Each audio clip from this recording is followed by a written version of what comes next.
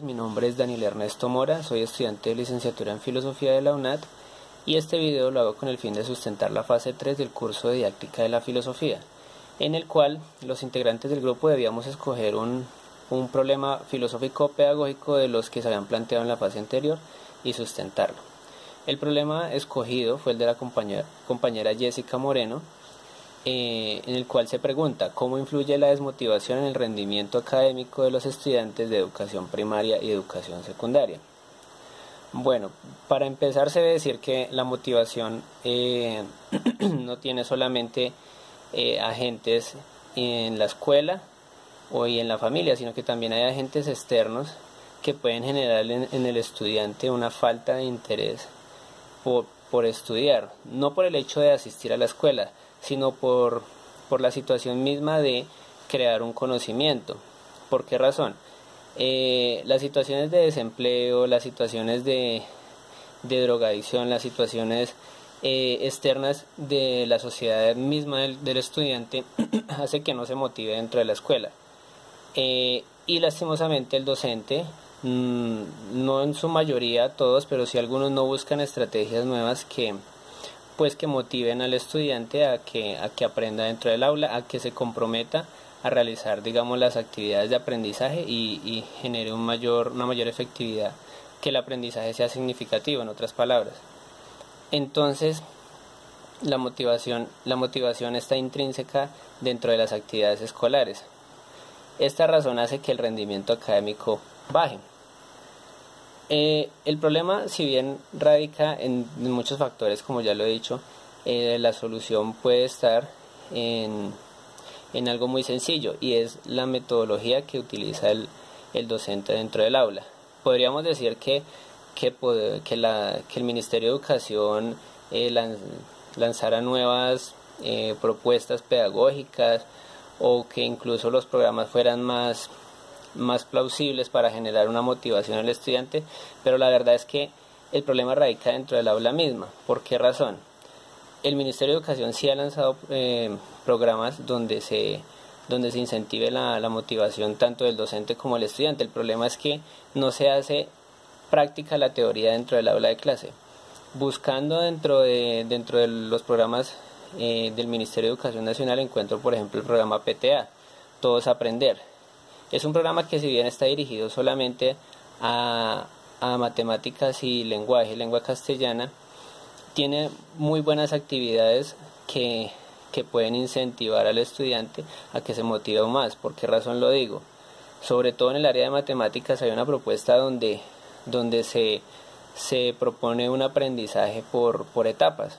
Una etapa primero concreta, luego una pictórica y luego una abstracta. Para el área de primaria solamente, o sea, para la parte de primaria solamente, en secundaria no la tiene. Y son 3 etapas que tienen actividades que van despertando el interés, y la curiosidad innata del estudiante se puede notar allí. ¿Por qué razón? Siempre se utilizan, por ejemplo, en matemáticas, estrategias o actividades o unidades didácticas que se enfoquen directamente en la parte abstracta, y nos olvidamos que muchos estudiantes no se les facilita el aprendizaje de esta manera. Entonces se proponen 3 etapas. Una primero que es concreta, donde el estudiante puede manipular todos los objetos que se ven relacionados allí. Y luego una etapa pictórica, donde puede mostrar por medio de dibujos o de símbolos, en el caso de la matemática, lo que ha aprendido en la parte concreta. Y después de superar esa etapa, sí se salta a la parte abstracta. Entonces se observa que es una buena estrategia que se puede implementar en el aula de clase, donde la motivación del estudiante empiece desde la parte concreta, ya que el estudiante, al manipular los objetos, en el caso de la matemática, los objetos, por ejemplo, geométricos, encuentra cierto interés y se motiva a seguir participando de las demás etapas. Pero si se entra directamente a la parte abstracta, posiblemente el estudiante no encuentre motivación, ya que se le dificultaría porque no ha superado las etapas anteriores. Entonces es un ejemplo que se debería no copiar a rajatabla, pero sí tener en cuenta en las demás áreas del conocimiento. Saber qué estrategia utilizar para ir motivando al estudiante poco a poco. En el caso de la filosofía, que pues es el curso que tiene el curso que yo estoy cursando, Didáctica de la Filosofía, y que los demás compañeros, encuentro por ejemplo la propuesta de Matthew Lipman sobre la filosofía para niños. En Colombia no se hace filosofía para niños, y en secundaria se ven unos cursos de historia de la filosofía, pero no se utiliza la filosofía como una herramienta de aprendizaje. La filosofía es un área del conocimiento que se puede utilizar en todas las asignaturas, si se enfoca debidamente.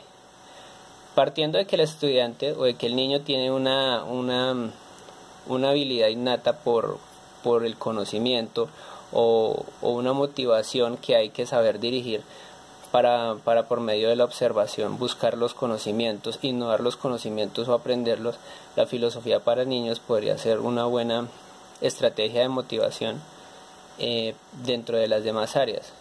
Buscar que el niño responda, buscar que el estudiante responda preguntas que afecten directamente las necesidades de su entorno, puesto que muchas veces se le trata de hacer que el estudiante repita y repita conocimientos, pero no se enfoca en que él responda a las necesidades inmediatas de su entorno.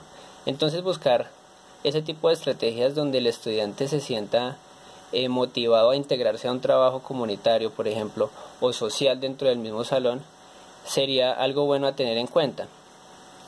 Entonces, para no dar como soluciones inmediatas, porque tal vez entorpecería la secuencia de este curso de Didáctica de la Filosofía, simplemente quiero dar ese tipo de ejemplos para tratar de demostrar que el problema radica sobre todo en las estrategias utilizadas en el aula por los docentes. No todos, como ya lo he dicho, pero sí en la gran mayoría no tienen en cuenta que el estudiante necesita superar ciertas etapas poco a poco para ir mejorando dentro de su rendimiento académico y por supuesto de su motivación, al igual que tener en cuenta las necesidades del entorno en las que realmente está involucrado el estudiante. Bueno, muchísimas gracias, espero que me hubieran entendido esta conclusión sobre el problema planteado en el trabajo. Muchas gracias.